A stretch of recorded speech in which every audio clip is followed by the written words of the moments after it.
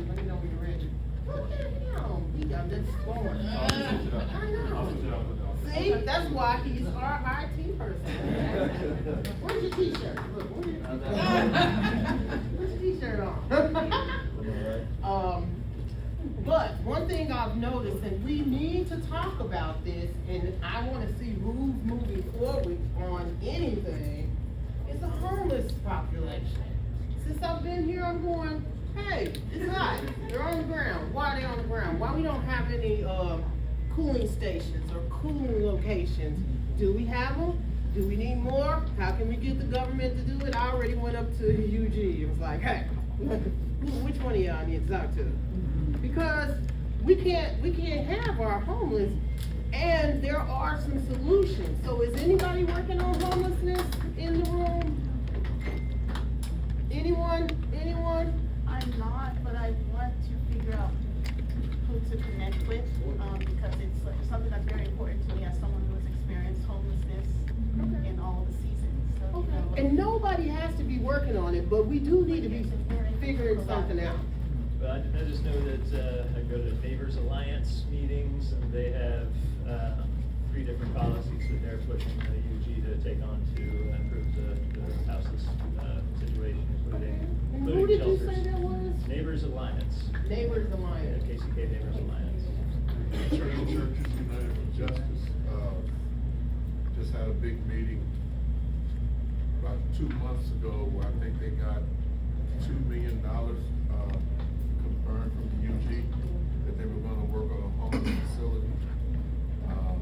They had about 400 people in a space. And they put pressure on the commissioner. They made them say yes. That's what they do. So, and that's Churches United for Justice. I know from Mount Carmel, redevelopment center is also within that space. And we'll write that down, we'll get that up there, but I'm gonna go ahead and let Rich have his time now. Yeah. Thank you very much, Ms. Gay. Thank you to the QPAD and everyone. Appreciate you guys giving me the time. My name's Rich Chungong, dash in between, produce matrix, emerging technology, and also agriculture.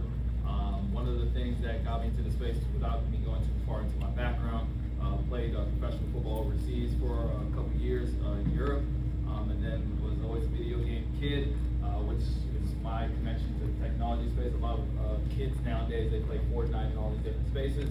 A lot of parents don't really understand that this is really the new medium that a lot of them are coming into. A lot of job opportunity. I've had a lot of conversations to talk about how game design is correlating to things like architecture, engineering, and things like that. But then now when it comes to, when we talk about, for instance, the new stadium, how many of us in here have all heard about the new Kansas City Chiefs Stadium and seen the renderings? They pay a lot of money to these companies to do these renderings. So my question is, the tools like AI and whatnot, why can't we have kids build out the projects that we're talking about here in QPAD? Because for me, again, no offense to the meetups and things like that, we talk about a lot of things, but we don't, not to say we don't do these things. We talk, and then it's a long gap in time between action. And so for me, being able to use things like the metaverse, how many people have heard about the metaverse before? And if you haven't, raise your hand if you haven't, need a brief explanation. Long story short, everybody has heard of The Sims before? So The Sims is basically a virtual reality where you can basically simulate life. So in that same concept, the metaverse is just a space where you're basically taking digital renderings and you're making them walkable.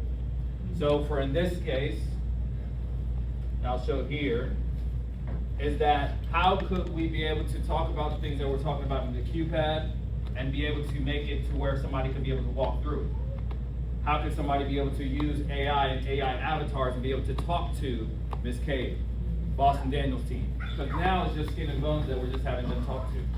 So for a lot of people, it's being able to showcase these things but make them engaging. So now when you talk to the youth about QPAD, you don't have to talk to them. Just send them to something like this and then they walk through it themselves. Most of these things, these tools, you don't have to really explain it to them. They'll get in there and they'll figure it out on their own. One of the things that I always talk about when it comes to technology right now, I always tell the story about, we got a young one at home. I say young one, she's 11 going on 12 now, so she'll probably hate that I'm saying that. But I'm the person who's supposed to be the expert in AI. One of the times she was in the kitchen, she had her phone in her hand, and I'm seeing her in the fridge, and she's just like typing, and I'm like, what are you doing? And she's like, oh, I'm just asking ChatGPT to put together some ideas on what I could use for leftovers to make a meal. I've been in this AI space since a couple years ago for like 2-3 years. Not once have I stepped into the kitchen and used a phone because of the fact that my expert bias only tells me to use it in a work setting. So the thing is that for us, we have to be able to understand that these kids are so much ingrained in this stuff that you don't have to tell a 2-year-old how to save videos on YouTube. They can find Miss Rachel on their own. So sometimes I think that, again, coming from the youth side of things, some of the solutions and the things that we talk about is kind of removed from the kids, because we say that they don't want to work. They just don't want to do the things that didn't work for us, for the older generation.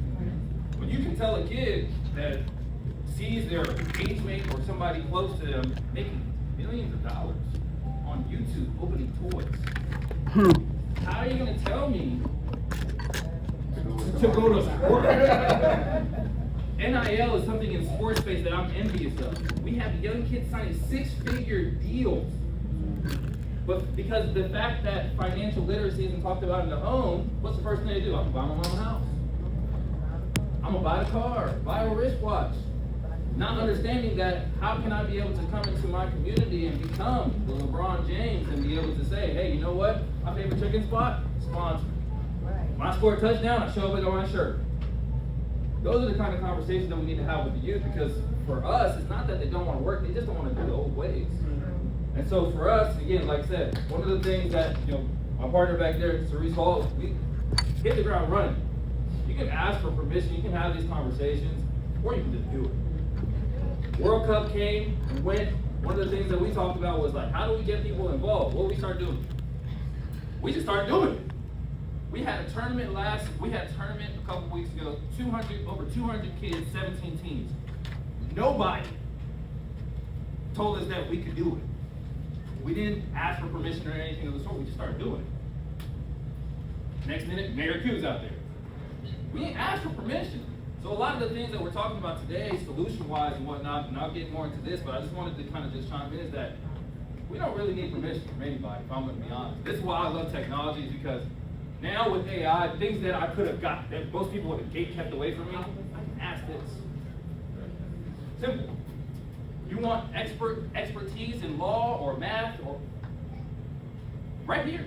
You can go and ask these things. And that's what we have to understand, is that technology now has become an equalizer. Yes, it's gatekept by certain people, but at the end of the day, if I know the URL, I can type it in on my phone, on my laptop, anywhere, any place. And so really with all this stuff, to kind of come back to the project, is with QPAD, we're talking about a lot of revitalization. But it's hard to get people to kind of see and understand it. So with this metaverse space, make sure I can get into here. How could somebody be able to get a user and be able to see the buildings and the build out of what you guys are looking to put into the space?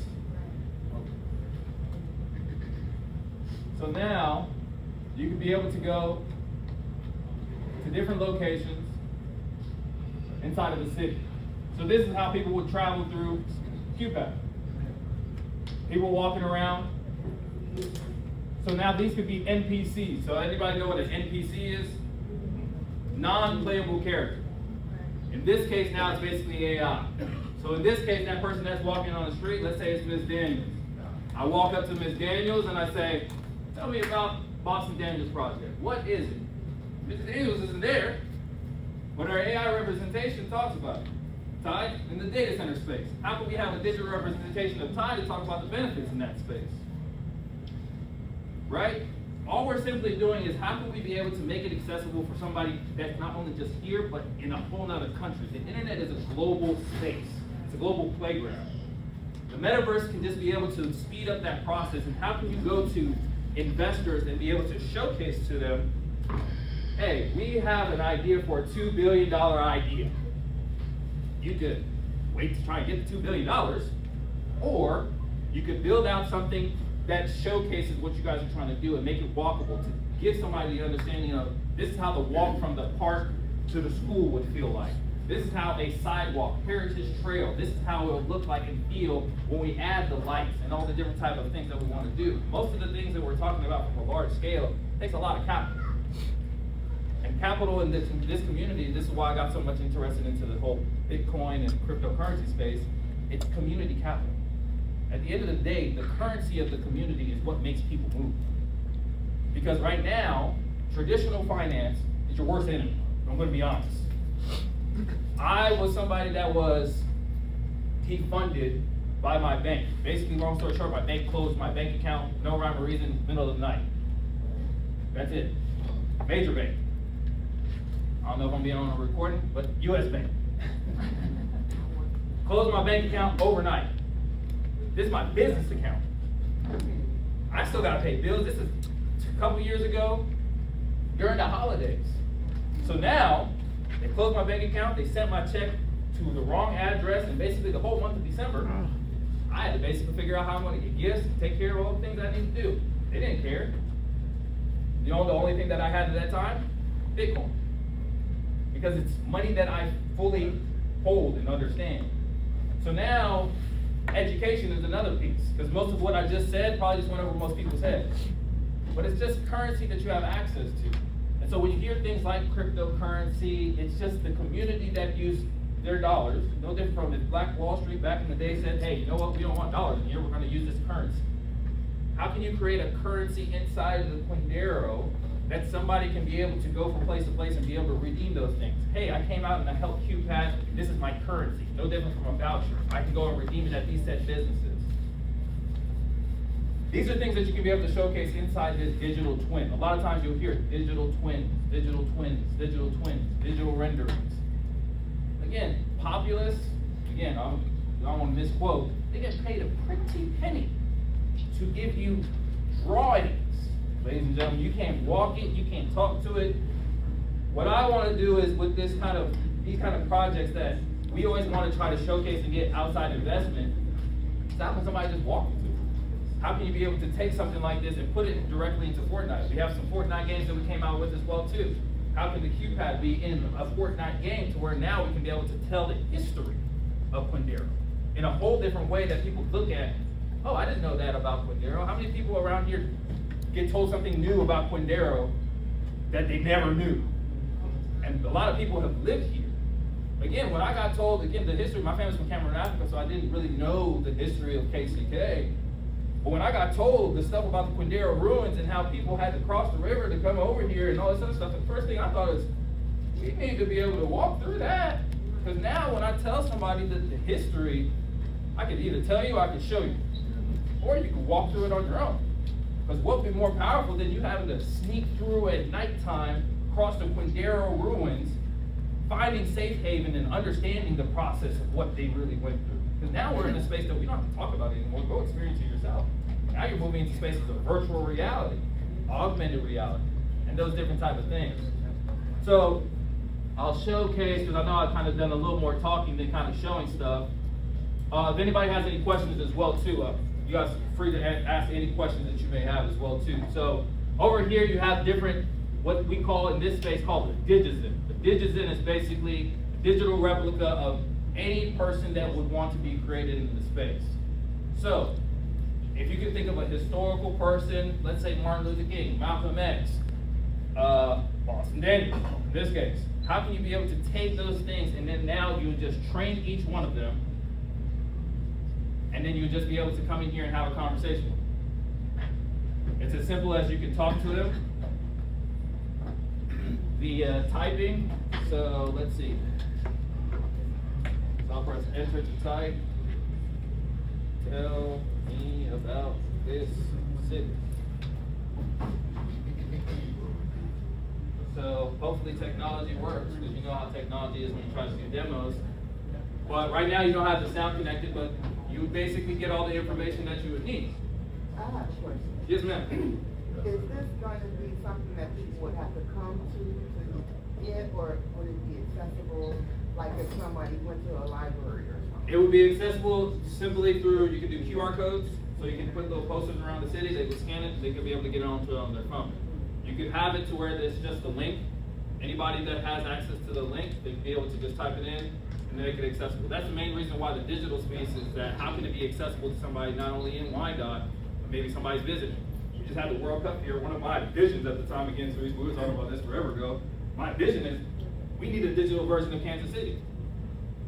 How can somebody learn about not only just the FIFA Fan Fest, but everything that's surrounding it? And then now if I can walk through it digitally on my phone or something of the sort, now I'm more inclined to actually go to the space and go visit it. I just went, like I said, I just went to the overlook of the Quindera ruins for the first time. I'm like, man, this is beautiful. But most people don't know it until they see it. So hopefully that answers your question on accessibility. And that's the big thing. Most people have a mobile phone, and most people have some type of access to the internet. And what would draw them to it? So that's where, like I said, having community events like this, to where now it's just, again, hey, we'll just talk about it, this is what we're doing in the space. Again, now too, you have the ability of, it just really depends on how you want to use it. Some people are using this for, there's some projects that are using this for investment. So renewable energy, they'll say, okay, hey, we're doing a data center, right? I can show you what it's gonna look like, walk you through it, and then also educate you on the practice. I wanna do a daycare center. Homeless shelter was something that was just brought up, right? How do you put together a homeless shelter and say, this is what it would look like, this is how it feels, this is how many stories look up. Now we can get community conversation to say, you know what, 3 stories looks kind of weird. Doesn't make sense. How can somebody be able to have that input with actually seeing it compared to, this is what is just being pitched to you? Does that make sense? So are you presenting this as a project that could be upcoming or just an opportunity that people can take advantage of? It's twofold. Talking with QPAD because of the fact that they want to. I asked him, is he presenting a project that's up and coming or just a tool that everybody could adopt and apply to their own program? So this is the Omniverse City, which is a project that I'm currently partnered with that is already up and running. They have the ability for you to either come into these small cities or create your own instance in this case. With the QPAD or any project in here, you can basically come along and say, this is what I want to do. It'll basically build that out for you according to what you want to do, depending on the complexity, depends on the cost.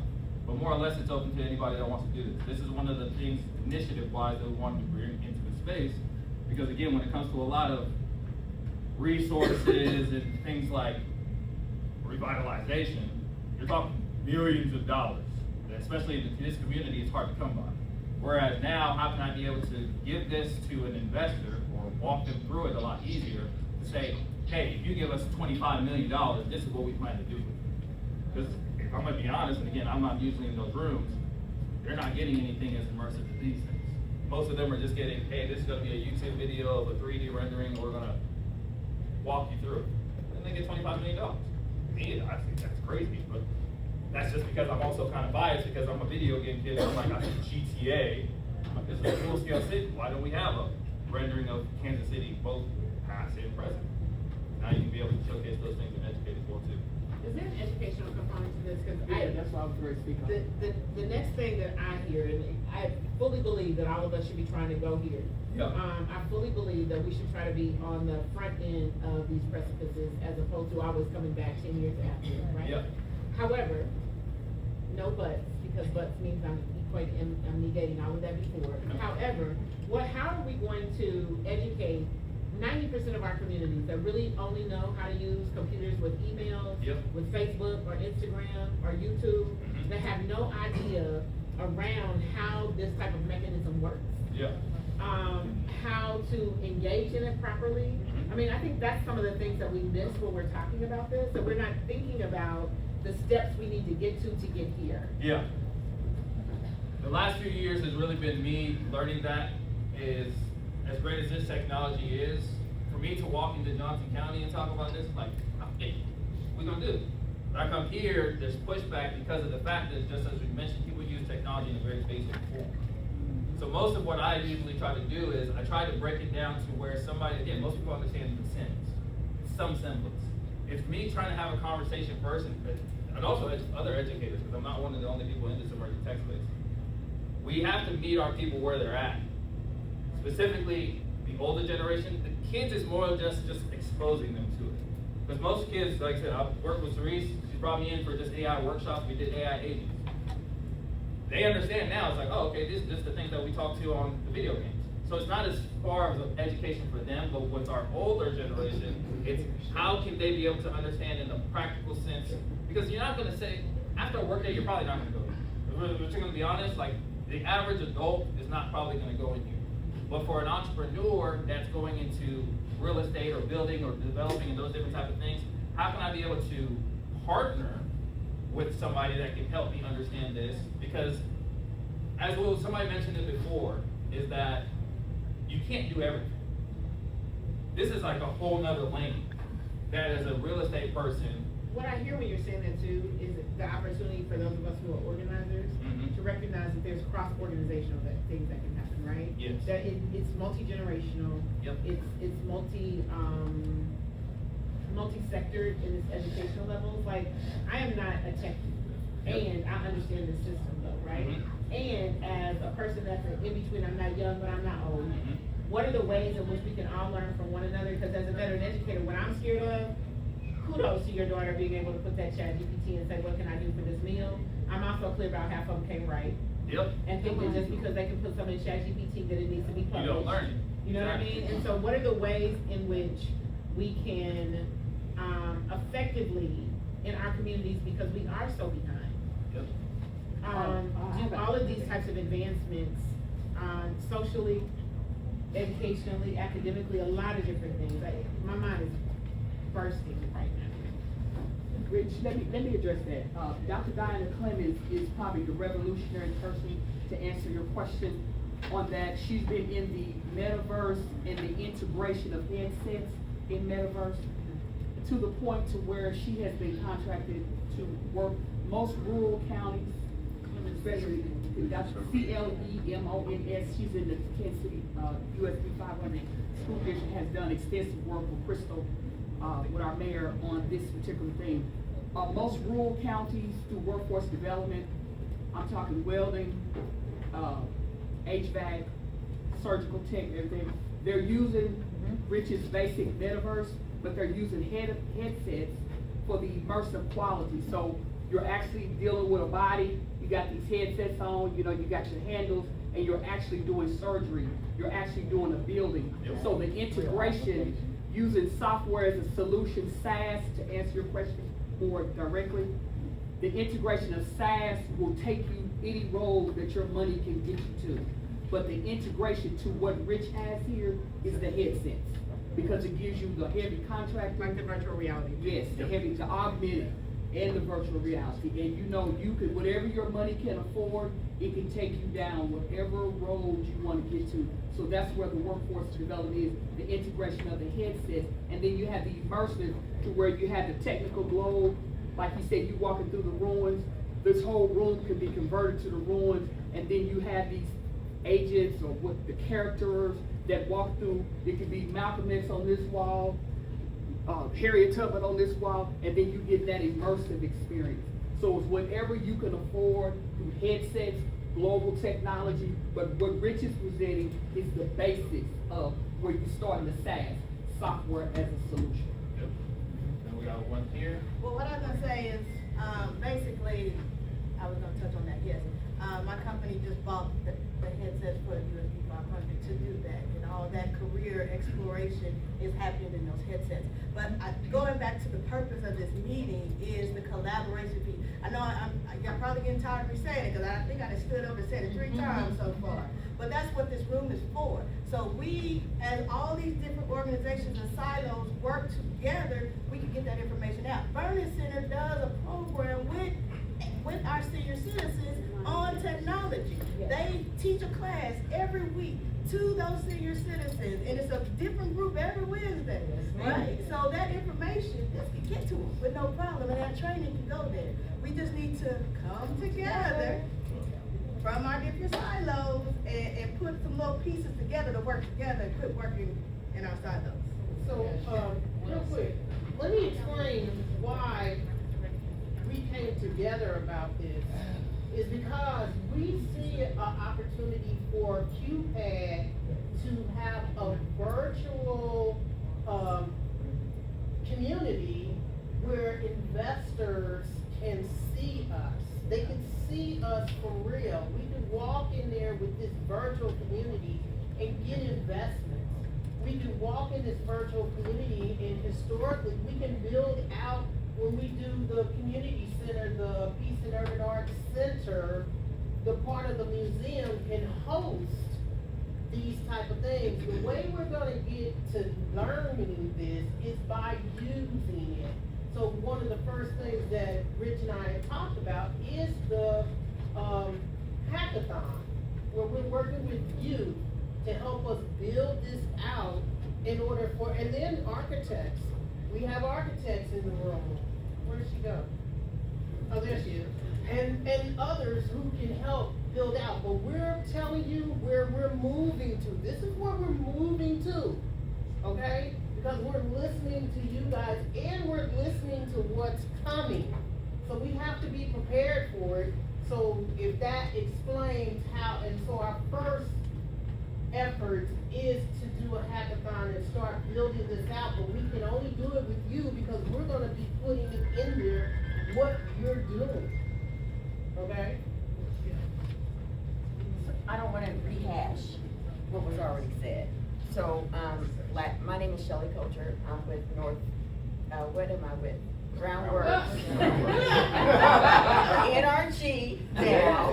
Also have a hat at KCKPS, Family Community Engagement. But we started the virtual reality in middle school. First, we brought it over, and I say we because it was a company outside that we partnered with Boys and Girls Club. It's called Next Gen. And so we had this type of scope for our kids to start early on and understanding their career pathways. So the virtual reality headsets literally have advanced. When we first started in 2023, we only had 12 different career pathways. Now we have 30 plus different career pathways, which you can continue to create. And it is good that you talked about the silo and being not able to come in as a collective and a collaboration, because that's where we're missing the piece. We're starting now in middle school, but we can go to grade school. The middle schoolers, we have 3, Carly Bruce, Gloria Willis, and Rosedale Middle School. Rosedale didn't have any connection with Boys and Girls Club, and now we pay for the transportation. Not Groundworks, but a grant that I put in last year and got $150,000 to do a pilot. Guess what? They gave me another $150,000 to do another pilot because it worked. So if we can all come together in our different, even in our neighborhood associations, then this is a step towards the reality of our community being more engaged, more making sure that we are technology savvy. I'm 62. I don't want to know what they're doing, but I have to be educated. As long as we can breathe, we'll be educated. So, I mean, I just wanted to add to what everybody was saying and make sure that it's in a full circle, that just not one silo is saying that everyone is agreeing upon this. So we have some more. Go ahead. We're actually, gonna share some more things that are going on within the technology space. So I don't think we have clearly been able to say to you, hey, the documents that you have on your table, when it comes to QCAD, is how we are formed. And this is a community effort of how we're formed, and we're presenting it to you. So take a look at that.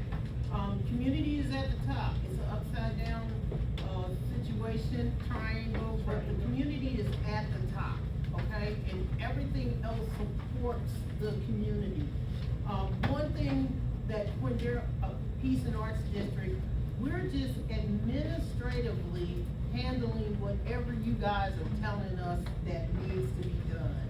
Okay, so if you say, we wanna start working on this together and we wanna partner, then you just contact us and we'll partner, get you partnered up, or contact that person, but we're going to help within the critical issues to make sure that we keep moving and driving.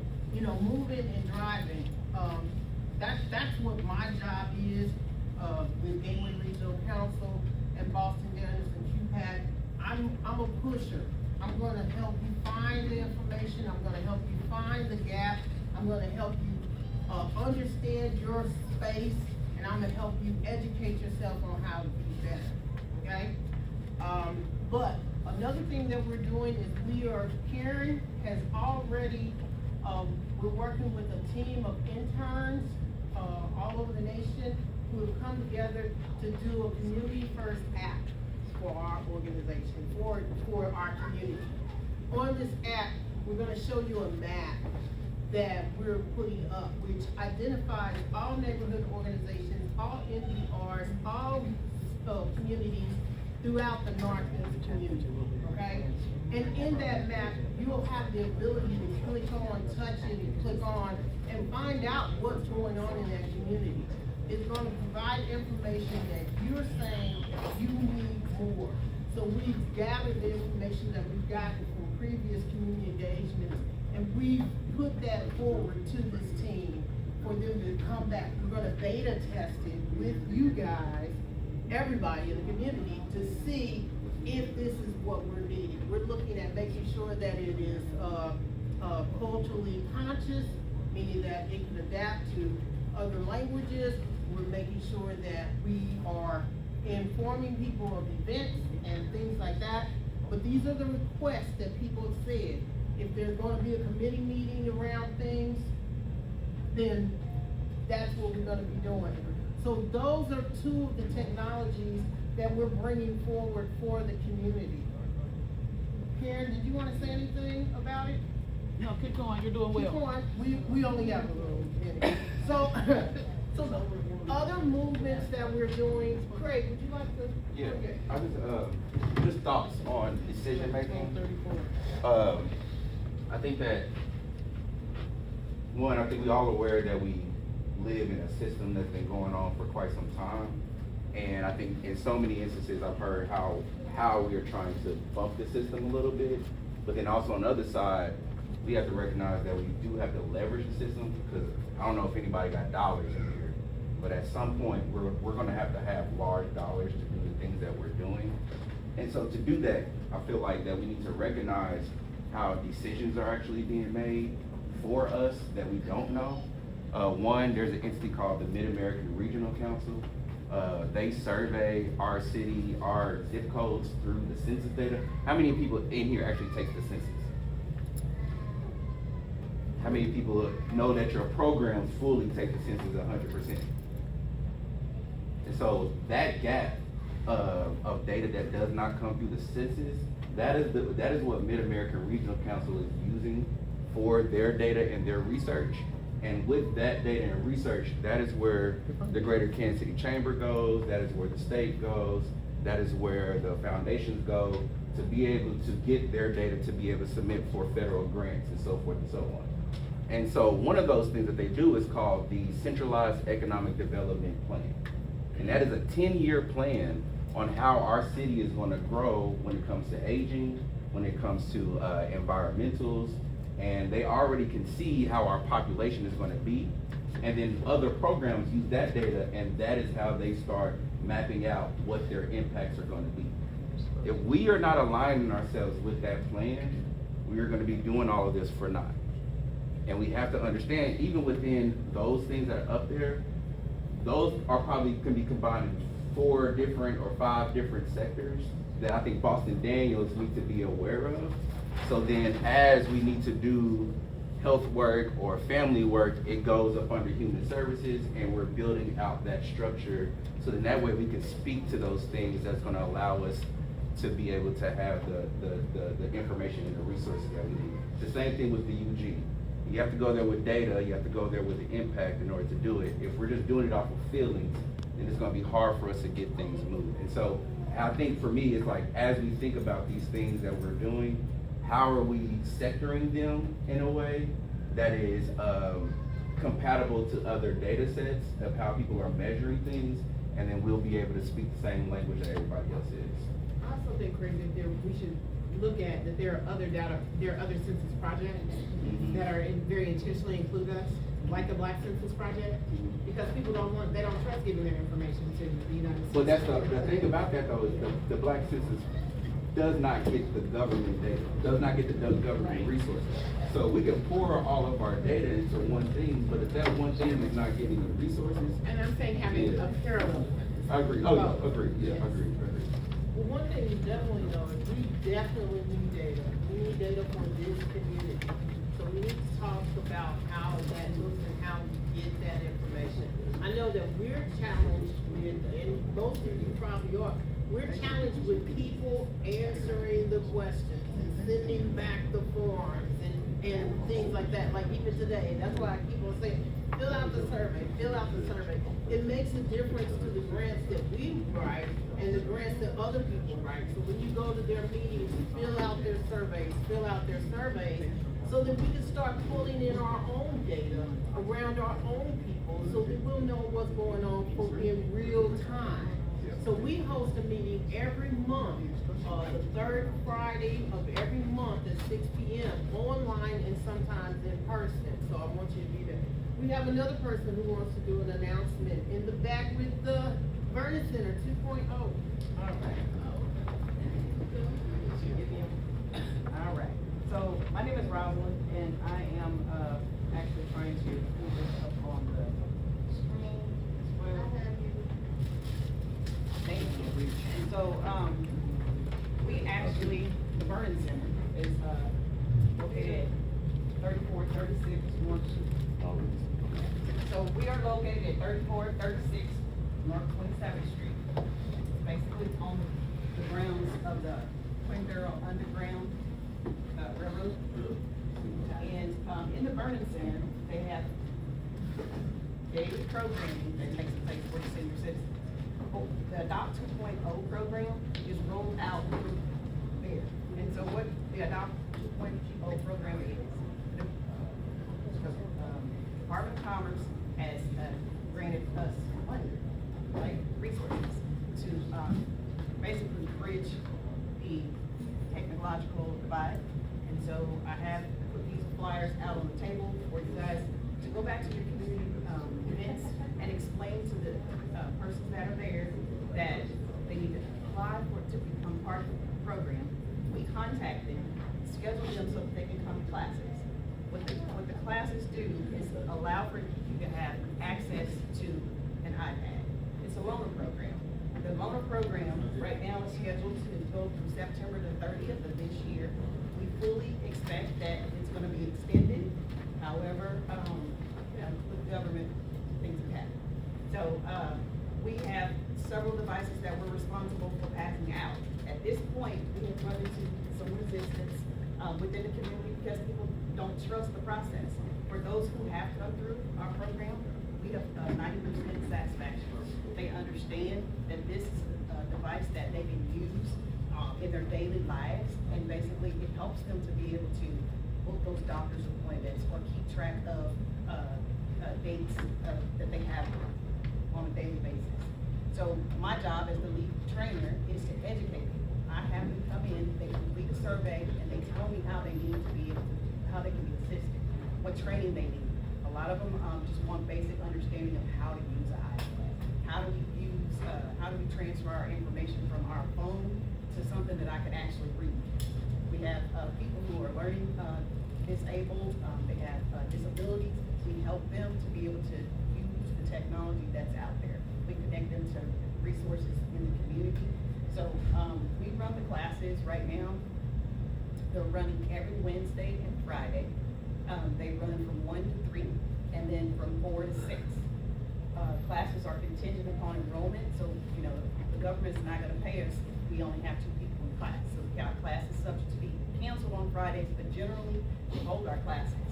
If the people come, we're there to service them. And then once they receive the iPad, we have continuing classes. On the Vernon site, they can go in and learn at their own pace, or they can continue to come to our classes and we teach them how to use the iPad. You know, some of them want to learn how to record sermons when they go to church, or they want to be able to move their skill set that they had 10 years ago and make it current.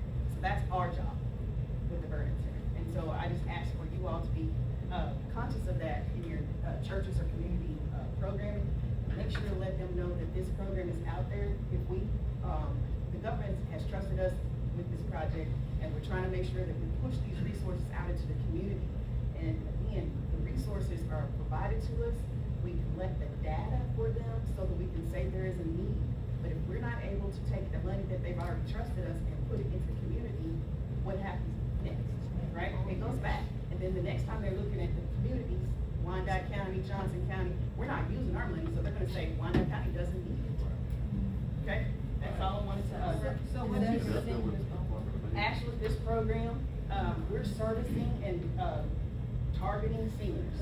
However, because the kids are getting these in school, we're targeting our seniors, and seniors, people are not aware, a senior could be 45 years old. If you have a disability, if you, I'm just saying, AARP says 55. So, you know, I've already done the class. I was gonna say, Corey, I already did the class. So, you know, and again, once you come through our class, we support you, we continue to support you. If you can't come in person, you can do it virtually online. And, we call to follow up, to see what other services you're in need of, because we never know what we're gonna get when you come through the door. Any questions? There's flyers for that in the front. So what she's saying is they have these, and they need to pass them out. Yes. So as we are collaborating together in this room and working together and not in our silos, this amazing silo over here is asking for us to help get people to their program so they can get these out. Program, we have to do the first part, we just get them out. Yes. And never show there's a need. And think about it from a strategic way, if you are doing some type of class, or if you are doing like a workshop, a financial workshop, call them in to be a partner so they can, and if you don't have a computer, come in here, and like, that's the way that we can kind of collaborate. We actually have been going to some of the churches in the community. Yes, And- I was gonna say. Yes, we have, and we've had great success. The oldest person that has attended our class was 101, what's she? 101. Love our honors. We had a 90-year-old, she was so spicy, I love it, because the mind is the sharp, it's so sharp, and we don't wanna neglect that wealth of knowledge that's there, and we want them to be able to continue to be productive citizens in our community. Okay? We're silo breakers. We are breaking all silos. We're telling everybody to come together, let's work together. I wanna just really quickly say, the information that I passed out for you, man, read it over. Understand what we're trying to do, and that is to break silos, that is to address critical issues, that is to work for you, okay? The next thing that you'll see is the CID plus CRT, the Community Investment, Development. CID is a Community Improvement District, okay? So our goal is to get that passed with the, unified government, that we become a CID. Now, Quindaro Peace and Arts District is a district. We exist. We are here. We branded it. We're gonna show you a map of how wide it was. I don't know if you people know, if everybody knows, Quindaro used to be much bigger than what it is now. Do y'all know that? Yes. So we have it on the map. Olivia Moore is helping us to, pull this out. So the Quindaro Peace and Arts District goes from Fairfax, and we're looking at it to go all the way out to 47th Street. We're gonna be talking to Eric more about that, because Eric's been a part of our team too, and he's helped us work on a lot of things. And, Steve Hooks, even though he's getting up trying to sneak out, he's also a part of our team that we've been working with. Billy and Eric are also a part of our team that's gonna help us with designing our economic development master plan, okay? And Marvin Lyman is coming together with us. So those are the things we're doing. We're getting the CID, and the CRT. The CRT is how we're gonna manage the funds that are coming in. Those funds are gonna be managed by a board that you decide on, okay? Because this funding that's coming in is gonna go toward the projects that we're deciding we need to have them done. UG is not gonna be the decision maker on what we're doing. Just like Rich said, we're kind of moving on. We're not waiting on permission, we're gonna ask for forgiveness later, okay? But we've got to get some things done. It can be done. It took a lot to get the Boston Daniels part through, but since we've been through it, we done learned some tricks of the trade, okay? So let's look at the map real quick.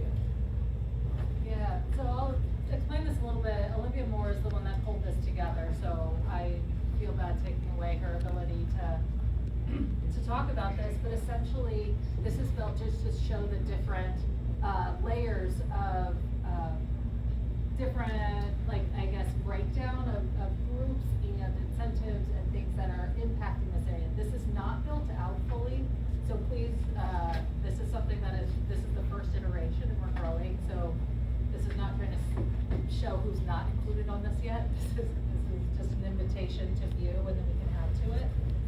But there's multi-layers here, so I'm gonna start at the top. We have the historic city of Cordero. It's here. Here's an initial look at what the Cordero Peace and Arts District is in this exact area. Might shift a little bit based on just the evolution of conversations. And That's basically 47th Street, for those who can't see it. So 47th Street would be about the end there, all the way to the. Is it Quindera? Nope. Yep. And, That's right. that's actually state. Let me zoom in. It's actually Washington, and then it jumps over to state. Yeah, so Yeah. Washington here. So from, basically, if you want a rectangle of state to the river, and then 47 to Missouri, or somewhere, right? And then we also have, so within that, what's the breakdown of the commission districts? Here's the various MBRs, or excuse me, the two different MBR functions in there. We also have the neighborhood groups and that, the general geography that they cover. Again, this might not be completely accurate, this is in the works, so if you're representing different organizations, like definitely let's talk so that this feels accurate. I'm big on education. What is Yeah. NBR and what do they do? Neighborhood Oh, do you want to go? business revitalization. Say it again? Neighborhood business revitalization. And what do they do? So they really help to, build out the community as far as economics are concerned and other projects within the, area and, support the neighborhood organizations that are within the area, the northeast area. We actually just went after the NPR, several of us this year. And so we're still waiting on the decision, but what we have said as leaders, and we're definitely gonna be working together, whoever gets the NPR. Who decides this? Who decides? God is deciding. Amen. I don't know who decides. We don't know. There's who decides. a review committee. You have another NPR in the back of the room? Yeah. We have another NPR in the back of the room. So what are the Downtown NPR? shareholders. Well, I know what I'm doing now. But, you know, I think to be an official NPR unit, I think a major thing is you get support from the UG. And so that's what matters for me is that we get UG support and there's a true partnership there.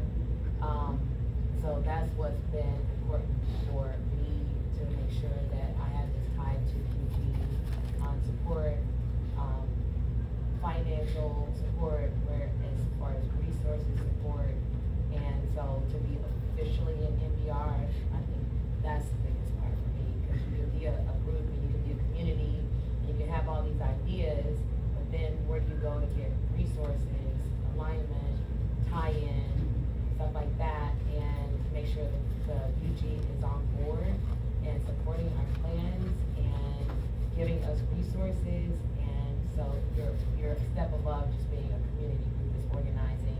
You got all these great ideas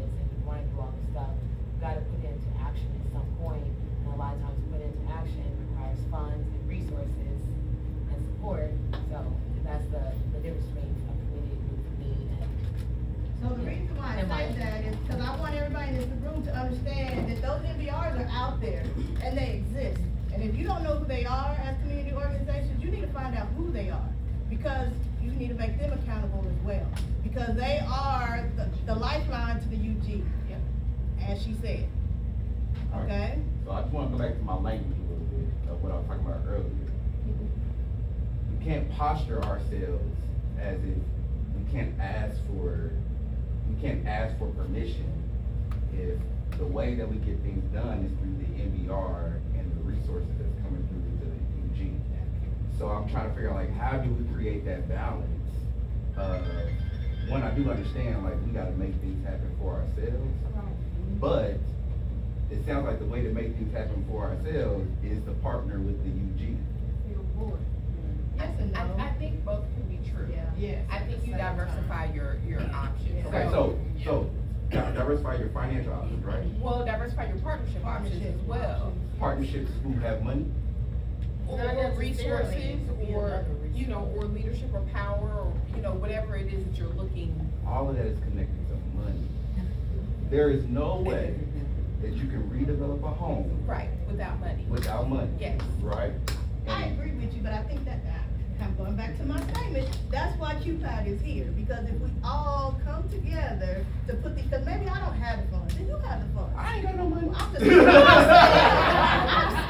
But money follows a plan. Yeah. And that's what we're doing as QPAD. We are helping bring a plan forward. QPAD is that plan. A We're plan to do becoming what? the QPAD is a plan to make us be one and show that we have a plan to move forward to do the CID, the CRT, and any other economic development plan that we need, or program, or anything.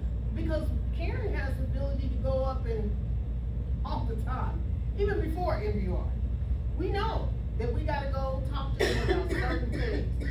But certain things, like we didn't ask for permission to become Quindaro Peace and Arts District. I don't think you have that, I don't think you have to have permission to be an entity, but I think that, like, for Boston Daniels, did you guys have to engage with the UG for things for Boston Daniels? Yeah. So like you have to engage with them, so like, I just wanted to be careful with how we posture ourselves in saying, we're gonna do it without, you know what I'm saying, regard, because when it comes down to it, we kinda need them to be able to do things the right way. But we're structured around transparency, communication, and all of the things that you're talking about. So All we those things, always- I'm sorry, all those things are tied to emotion.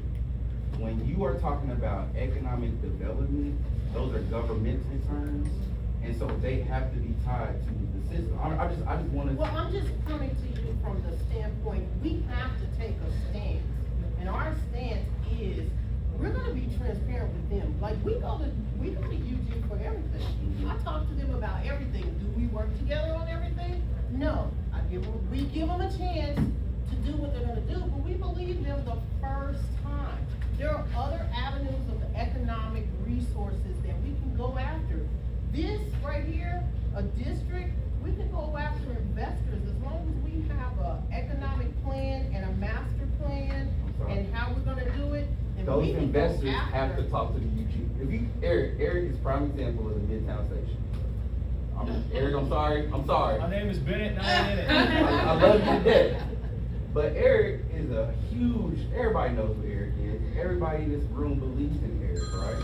But Eric and the UG don't see eye to eye. But Eric has us, and Eric knows he has us, and we're pushing for him. And with us as a group of people, we can possibly push him over that line. I'm trying to get away from possibly, and then us We being can't able guarantee, we can't guarantee it, but you gotta still get up and do it. We had opposition with Boston Daniels coming in the door. We had NBR, the NBR, that was our NBR, not supporting us at all. Mhm. At all, and we got through it. We're gonna get That's through true. it. And then for Boston Daniels, we are built on the heritage trail. So when you talk about emotions, a lot of people's emotions is that we have a history here. when we build economically on top of the Heritage Trail, Boston Daniels is number 13 on the trail. When you pull up to Boston Daniels, you're not just seeing a sign, you're seeing $1.2 million worth of investment. When you go to Parkwood Pool, which was what we're working on next, it's also a part of the Heritage Trail. We're not gonna, you're not just gonna pull up and see a sign, you're gonna see real economic, and that's what people wanna see. And the Heritage Trail and the different historic sites on the Heritage Trail is all of us. It's something that all of us want. Also, what I'm hearing, but I think this is an important point for clarification. Craig, I know you and I know your work. I know some of the things that you do. You tend to be, and it's very data centered, it's very, all the ways in which we go through. Also, like Karen, not only working in Kansas City, I think is really paralyzed us in this region is that we think we need white people to do stuff. And what I'm saying is we don't. I have been in other places that move through that it is not that we do not want partners that are community partners and allies and work for us. What I'm saying is we don't always have to do that. And people do it all the time, all across this country. And we are still stuck thinking, oh my gosh, if they don't like me, if I don't talk right, if I don't do this right, then we're not gonna be able to get this done. I think we have to balance both of that kind of, yes, we want our data to be right. We want all the ways in which we're doing this in a logical, scientific, kind of very strategic way to be right. I also want us to know that sometimes even when we have all of that right, they still don't let us move through. I don't care so about what are the white ways? people. Yeah, I wasn't talking about white people, I'm talking about the UG. But to me,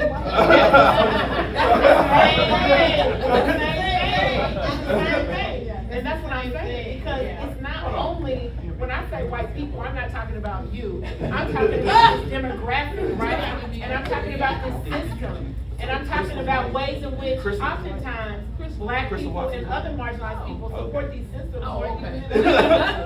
So what are the ways in which we recognize if we're not trying to do this at a multi-tiered space, in ramping in all the ways that we need to ramp? I don't care how much, I'm a cusser, I don't do a lot, but I was going to say, I don't care how much data we got, it's still not going to be this way. So, what are the ways in which we can do all of that right, transparently, with all of that emotion, and still recognize there are ways to, there are multiple ways to the road to I hate to say this, but right, we were going to get there, but due to time is not, because our last section was the call to action, which is where we could actually start to create the plan. So my goal and objective wasn't for us to create a plan and start to put it into action, because that's where we have to go. Now, let me say this, the vision that we've already put out there, because this is not new. We've been out here putting out the CID, the CRT, the fact that we need to be Cordero Peace and Arts District, or to solidify that. We've been putting that out into the community. We need you to read it. The only reason why we're putting it out in the community is because it's what was given to us by you, okay? You said you needed an economic tool that would allow for us to grow and not cause displacement. We researched that, we talked to subject matter experts, we talked to several people. Matter of fact, I'm gonna have Billy get up here and talk about it. And he's one of our experts that we've talked to about this, informing this, and then we come back to you guys and we're giving it to you so you can now come back to us and say, well, this is or this won't work. Hey, everybody, Craig, I don't know you, I'll meet you today. I'm Billy. So the thing about how this works is just so clarity. I understand what you're saying, but there's no how-to with this. This is where rooms like this, community come together. You guys have to, we have to forge what we want for the community. They have guidelines, they have principles, they have rules, they have standards. We have to operate within those, but there's no how-to. And when you go in there, if you don't have your own how-to crafted, then they will send you in different directions, spin you around, do all these different things. But it takes rooms like this where you have what you call shareholders, community input, people that have desires, expectations, wants, and needs that have to come together to create the how-to. And so I understand what you're saying again.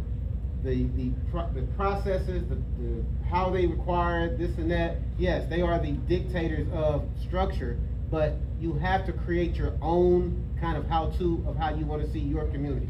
It doesn't, they will not give you, they will not set it up for you, they won't, it doesn't work like it. So you have to have these rooms, you have to get in here, get together with people that are in different facets of different things within the community, whether it's development, whether it's construction, whatever the, human needs are, things of that nature, but it takes this, and this is the process. You don't, again, they will not give it to you how it's supposed to be done. In fact, if you don't forge it, when you go there, then they'll know. So this is very critical to have this, but it does operate within a standard. They have, I'm pretty sure that the UG has probably a 25-year plan, a 20-year plan, or something of that nature that you can go and look at, and they'll tell you kind of what their ideas are, this and that. Typically, that refers to resources. That resorts to things like infrastructure planning and things of that nature. But when it comes to your community, how you want it to look, this is what it takes. So you have to have this, and it has to be based on your own expectations. I just wanted to say a more specific example of that might be the two projects that I was wanted to, the data center project and the battery project that are proposed in the Northeast. It'll probably be in the Economic Development Committee next month.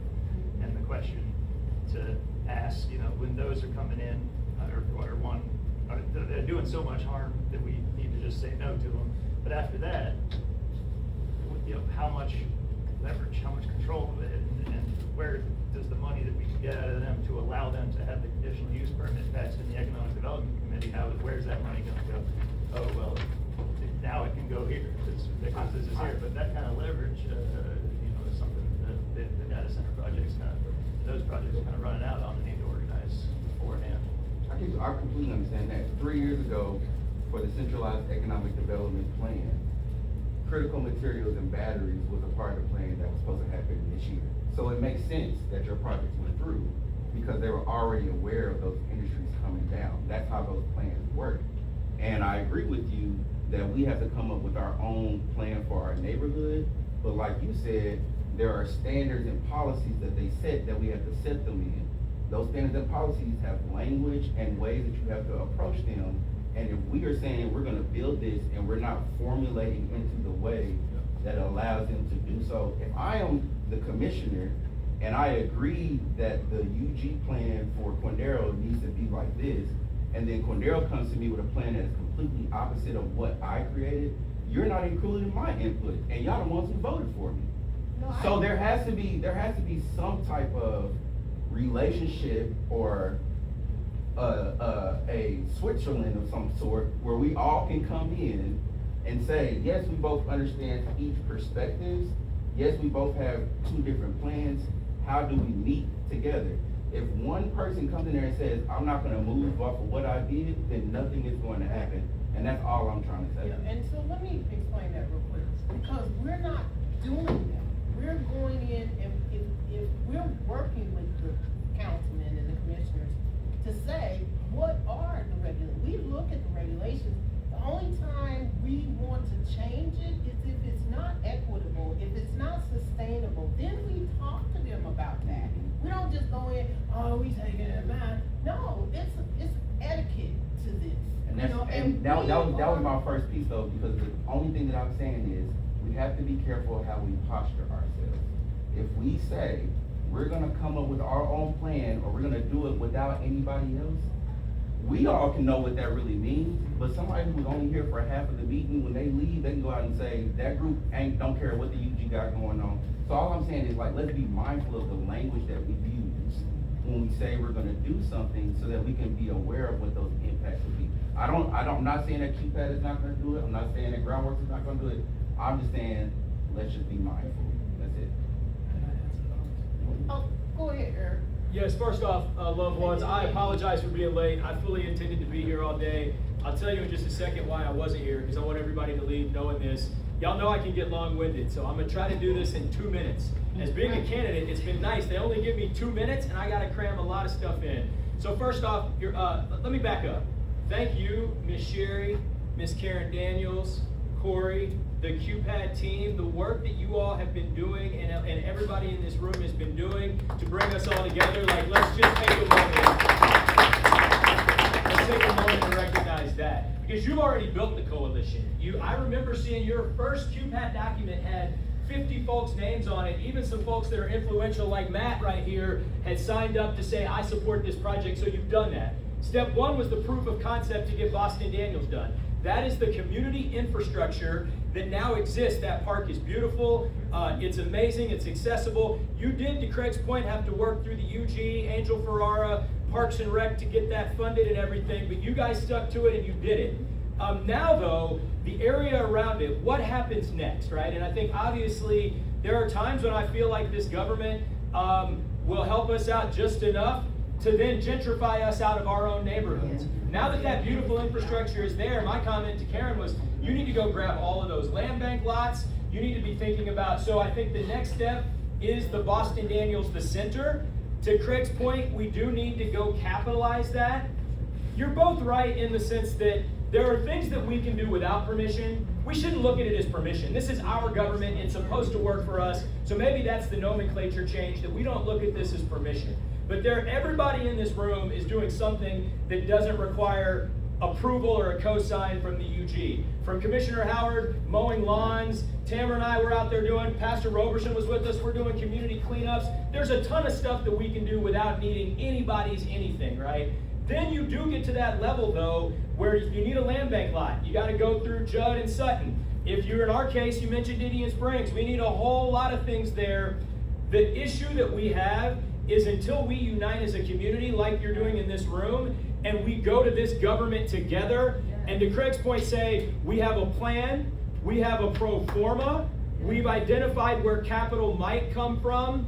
This idea that developers have all of their capital stack figured out is bogus. Every single developer, the biggest, richest, whitest developers I know, go get the site under contract first and then figure out their capital stack. So we cannot be held to this double standard, but you need a plan, you need a pro forma, you need capital sources, you need a market study that suggests that that is all viable, and then you need site control, and at some point you are going to need a government that is engaging and partnering with you, whatever that means. We would love for the unified government to do that the easy way, to acknowledge our genius and our community. Sometimes we have to do that the hard way, which is we all come together and we lock arms and we go do it. So I appreciate y'all doing that work. The sad reality and the reason I missed today is dysfunction is real around here. Yes. When we started the Indian Springs project 3 years ago, it was run by Gunnar Hand. We fiddle-farted with him for 6 months and then he disappeared. Then it was run by David Johnston. Came over to Kansas City. What's up, Billy? Good to see you, man. Then David Johnston resigned a couple of weeks ago. Our economic development director is no longer around. We are now on our third administrative change. We are going back before the standing committee. The standing committee tried to kill the project last month.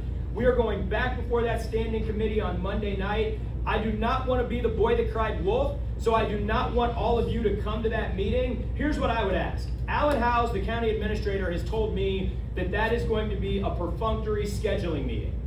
Fool me once, shame on me. Fool me twice, shame on you. If you guys want to log into the Zoom, that's like the low stress way to do it. We are first on the agenda, so log into the Zoom. That way, if one of the commissioners opens it up, you'll be there ready to comment. But the goal is to bring that project back before a more public forum in September. So that's the update there. It is not dead. Perseverance is the name of the game, and I told y'all they're going to have to drag me off the site. They're going to have to drag me off the site. Last thing, very important. All of you need to vote, okay? We are seeing the results of political advocacy. The Vernon Center got a $1.5 million grant because we all locked arms and went to the state and said, you need to put money in our community, right? Congressman Cleaver on the Missouri side, Billy knows this, allocated $80 million of funding to all kinds of stuff like this. Wyandotte County has never had that advocacy, and until we show up to vote, we will not get that kind of attention. So even if you don't vote for me, I need you to show up and vote either way, right? Write in your own name on the ballot for all I care, but show up to vote because that's how we get political power. That's why I missed this morning. There is an issue at our election office. At 2 o'clock, I'm having a press conference with the Kansas Democratic Party and the ACLU. If anybody mailed in their ballot it is possible that it got lost in the mail. The election commissioner, who has one job to run an election, put the wrong address on the return envelope. By design. So if you mailed in your ballot, go to the election office and complete a provisional. If you know anyone who mailed in their ballot, tell them to go to the election office and complete a provisional. Here's the good news. The good news is Wyandotte County's voter turnout is tracking ahead of the state average right now. They mailed out 3,000 ballots. They've gotten about 1,500 of them back. We're tracking close to 50%. Statewide average is 46. So Wyandotte County is showing up. But again, those other 1,500 ballots, we do not know where they are in the mail. So if you mailed a ballot, go to the office and do a provisional. And tell your friends, stop mailing ballots. Drop it in the ballot box or drop it off in person. That's it. I'm sorry, that was more than my 2 minutes. See, that's why they usually put the stop sign up and kick me out. It's all right. It was good. Okay. It's all right. Good job, Eric. And so we definitely are gonna have a follow-up meeting, because the things that you all want is to start to put action into play, right? In order to do that, all of our different silos that are in this room need to start working together, putting our brains together, our mindset together to create that plan. And we didn't have time to do that today.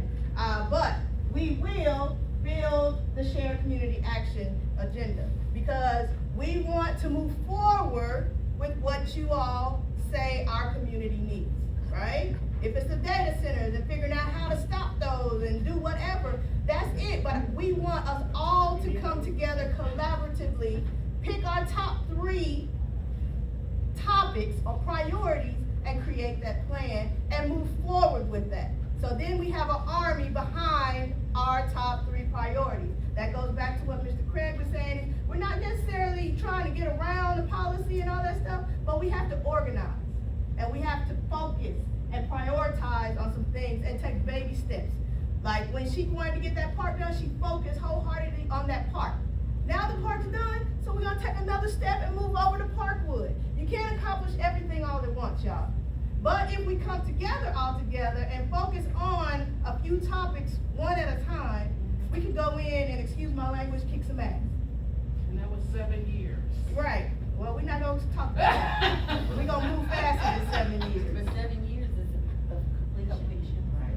Yeah. So you're I would just encourage folks, if you haven't already read it, the Northeast Area Master Plan was done with community organization for 4 priorities in 2018. Hundreds of residents in the Northeast area participated. It was at the Quindera Community Center. Out of that playbook, there have been projects that have proceeded, one of which just learned the Northeast grocery store was purchased last, 2 weeks ago? Yes. Congratulations. So Groundwork Energy is moving forward on that plan. It takes work. I want to highlight, because one of the comments about gentrification came up, Groundwork Energy buried within the Heritage Trail the best, and I mean best, anti-displacement scorecard for the Northeast, led by the Northeast, that is in a 150-page document. It allocates what our neighborhood should see when developers come to town. You need to invest in our trails, our infrastructure, our schools, our education, our food systems. All of that was developed. Very few people talk about it because not enough people know about it. But I'm sharing this because there's been a lot of this planning work that's already been done. What we are lacking to, I think, a lot of the points is the capital and the investment to go implement it, which is why I appreciate what Karen Daniels did so much to build a park. You saw the vision, you got it built. That's what we were lacking a lot of. So I would encourage y'all to not go too far back and see what the community's priorities were only about 8 years ago. Some of it's changed, some of it needs to be updated, some of it might be out of date. Totally agree with that. However, we are still lacking the implementation, and that's always been that issue in the Northeast area. We have vision, but at those meetings, I remember a resident coming up to me and saying, "You're talking about a grocery store, you've been talking about it for 30 effing years. Let's get something built." I encourage everybody to just look at those documents. I have it on my website. NortheastKCK.org has the Northeast Area Master Plan and the Heritage Trail, which includes the anti-displacement scorecard, and that scorecard alone is brilliant. I'm just going to share that. It's the best thing I've seen. And it'll take you on a tour. Well, what I would suggest strongly, and I'm just gonna put it out there, is that you and whoever else are the, I don't wanna say mastermind behind that plan, come to the table. So we can all work together on that, because evidently the plan was there and whoever was working on the plan is not progressing the plan. But if we all come together, maybe we can help that plan progress, because I'll be honest, I've never seen it. And I'll be honest with you. So I would strongly suggest whoever is over that plan, come to our table. So the plan was, it was actually planned, the master plan. That's when the original founders, one of the original founders for Groundworks, well, was Northeast Historical Association. So she came to the table, Ms. Jefferson. She came to the table. She And created was the part of plan? it. She was part of that master plan. Okay. So that master plan has not been pushed out because we don't communicate. So all of us have been in silos. This has been something that we are able to go and find on our own, but there are, where we don't communicate, it's not one person's perspective, it's all of our perspectives. Right. And so when you're, again, wording does make a difference. So at 10 years old, I was going to City Hall, before the UG, where my father was showing me the plans. So 40 years out. that came from home, that he was educated, he was the first black firefighter in Wyandotte County. Again, it's because it was coming from home. Now we have the master plan. I didn't know about the master plan because my father's deceased now, but he would have told me about that master plan. Right. So now we do know about it, what are we gonna do about it?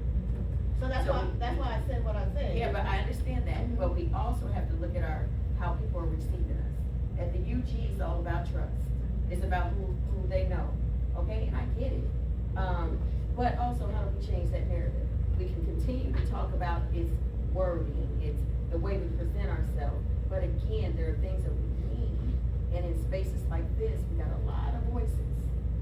But we also have to learn our own learning style, how we hear it, how we execute it. Because I'm hearing you, I see it. We might have this room full now, it might be 4 of us next time. Because, again, we're not consistent, we're building on what is on sand, some sinking sand, and we gotta make some solid foundations.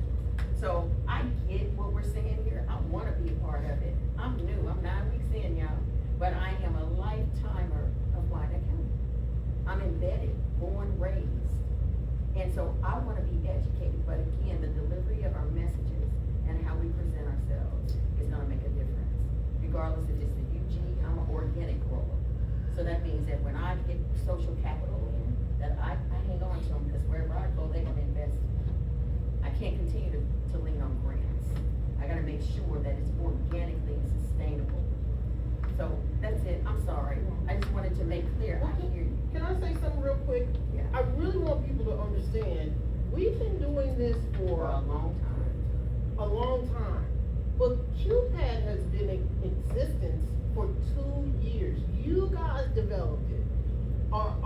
The people who were in the room at that time, Eric was probably one of the people, it's a lot of different people who, I know Steve was early in the room.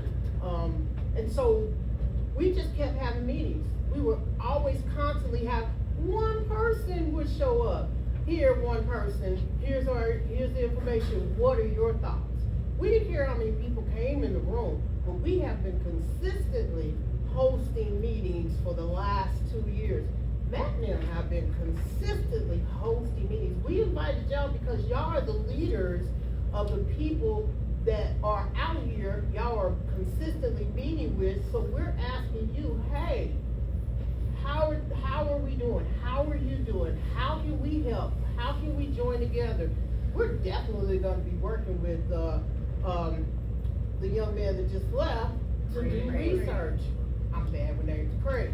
We're definitely gonna be working we already work with, Matt. We're gonna be working with everybody who needs support. So it's not a new thing, everybody. This has been going on for 2 years. We've been looking, listening, and this is what has come about, okay? And I wanna say in closing, I wanna respect everybody's time. We said this was gonna be over at 1, it's a little past 1. There's a few people extra that came in after lunch. This young lady here, she's with Arts KC. Rashida, what's your last name? Phillips. Would you like to introduce yourself? Sure, so happy to join you all. Sorry I was late. I'm Rashida Phillips. I'm VP of Community Impact at Arts KC, which is our regional arts council that we work with to advocate. We work with programming, funding, And so we're working on both sides of the state, as always, a full region to help support the arts, to help support culture, and help support community. So I'll be over a set of programs and services, and some of that will definitely influence this area. And I look forward to working with you all to make it happen. Who else came in? She wanted to speak for a minute. Yeah, I'll try to keep this brief. Hello, everybody. My name's Corinne. I manage the KCK Farmers Market. We just moved to 1739 Quindera Boulevard. We host a bi-weekly market, so we pop up 2 times a month. We have 3 produce vendors. One of those produce vendors has meat and eggs, all at very affordable prices. We're like bringing food to a food desert area. What days? We are open on Saturdays. I hope everybody got one of these little cards. This is a $5 coupon. So please, come check us out. You get $5 to spend. And then I also have like a flyer with all the dates on it. 1739 Quindero. We support SNAP, Double Up Food Bucks, the Senior Farmers Market Nutrition Program, and then we also have the University of Kansas Health Systems that comes and does free blood pressure checks and gives $10 in coupons to spend. We have some events coming up. National Farmers Market Week is August 2nd through the 8th. We will be celebrating the installation of our new permanent sign structure at the location. You can go drive by now and see it. It looks so beautiful. I'm very excited about that. And we're also, for National Farmers Market Week, hoping to collect some survey responses for raffle tickets. On August 8th, we're going to be drawing for a raffle.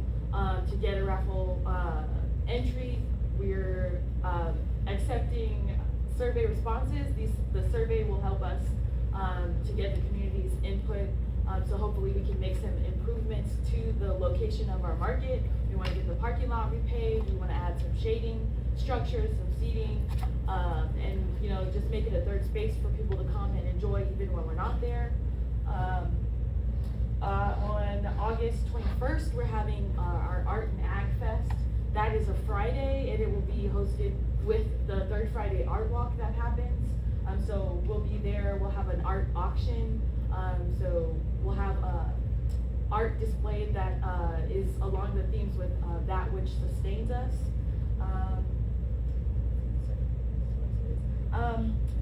And last thing I want to say is come out to support the farmers market. It's a source for food that is made here, locally produced here, locally grown here, isn't affected by all the diseases that are currently running through the global supply chains right now. The lettuce that you get from your farmers market will not give you diarrhea. And it's an opportunity to support the small businesses that are here in Wyandotte County. If our goal here is to revitalize the businesses that are here in Wyandotte County, we have to show up to support them. We have to spend our dollars with them and not with Walmart, because the dollars that we spend in Walmart don't stay in this community. But if we spend our dollars with our local producers and suppliers that grow and the food here to serve our community, then that dollar will also stay in the community and support the people here. So that is all I have to say. I'll also mention I do host a free mindful movement class. It's a chair yoga class for seniors. It's at the library. It's on Monday mornings at 11 a.m. From now through October. And I have some flyers if anybody's interested. Is it downtown library or West Library? The main library on Minnesota. And First Lady Carolyn Vaughn with Evangelistic Center, could you please say hello?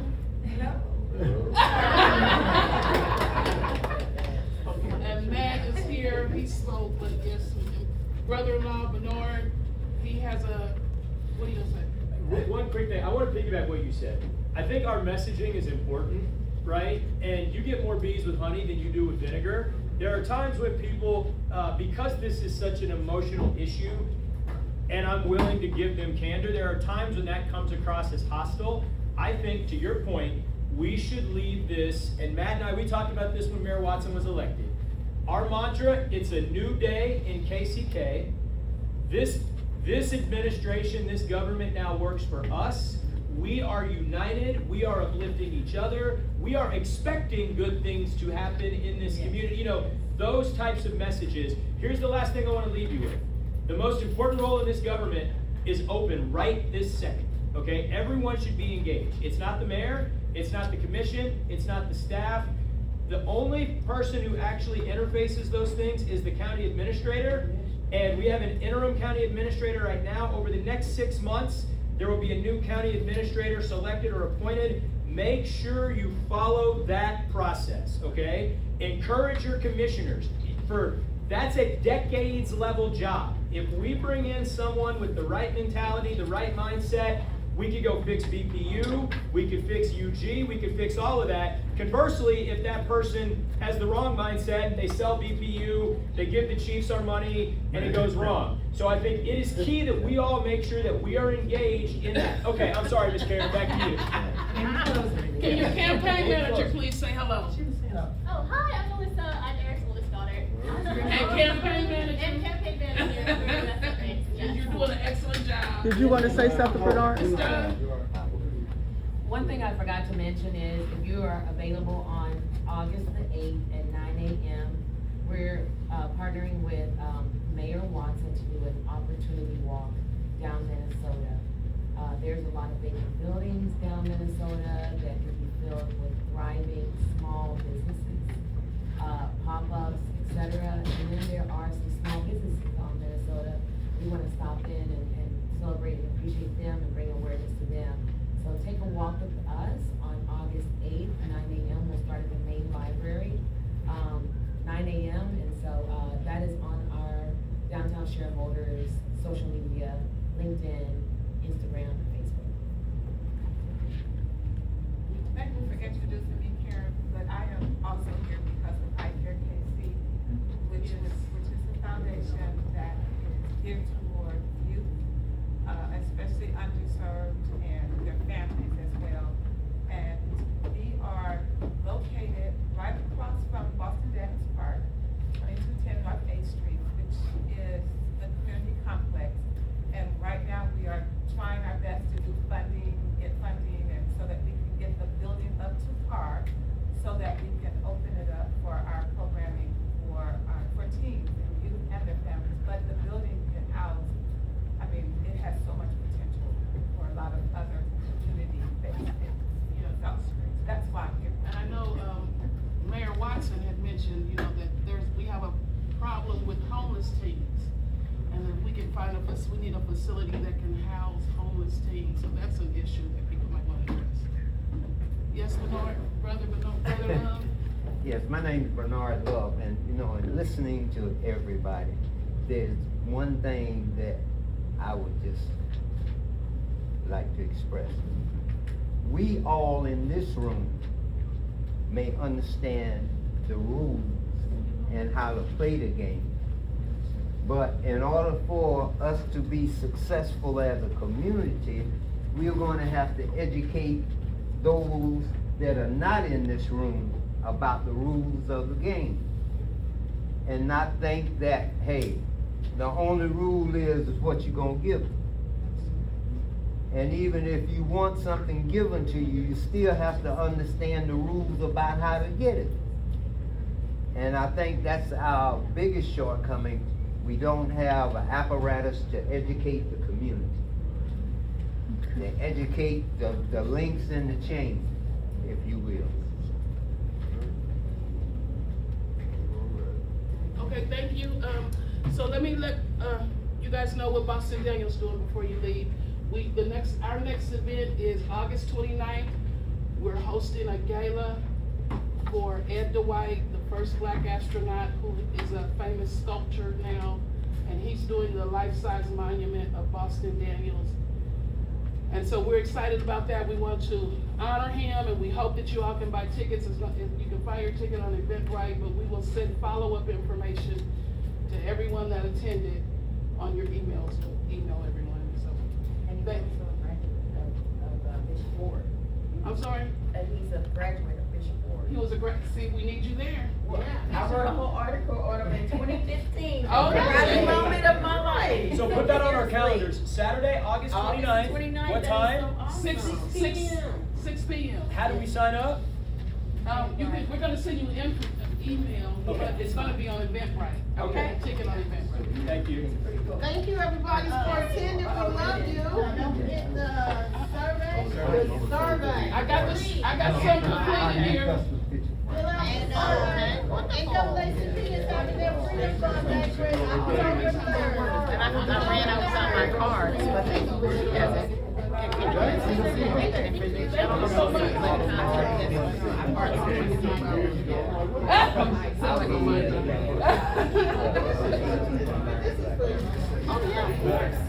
glad you came and stayed. Steve stayed and you stayed. Thank you.